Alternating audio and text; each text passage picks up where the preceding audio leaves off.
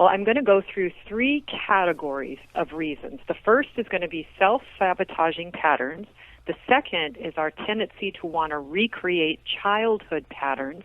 And the third is the big mistake of ignoring red flags. So I'm going to expound on each of those 3 just a little bit more. Self-sabotaging patterns. Well, first, low self-esteem. If you believe that you don't deserve better, then this is the guy that you're going to pick, one who's not the right guy for you and is unhealthy. Second is fear of intimacy.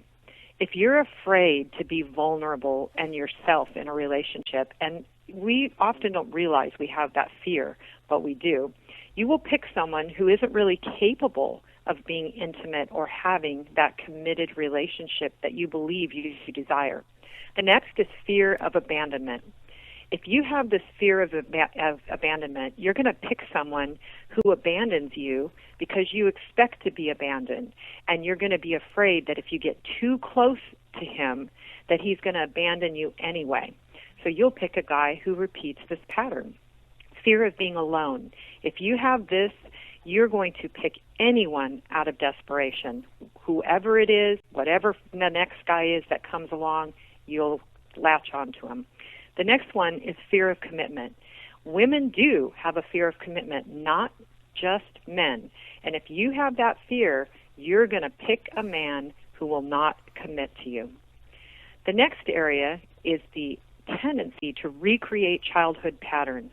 Unconsciously, all of us pick people who are like our father and mother, so we can recreate the drama and the battles of our childhood, the ones that we felt overwhelmed by, the ones that we couldn't resolve, the ones we couldn't win. Unconsciously, we want to recreate this battle so we can win this time. So what does that mean? You have a tendency to recreate childhood roles. For example, you were a caretaker for a parent, so you pick someone who needs caretaking and fixing.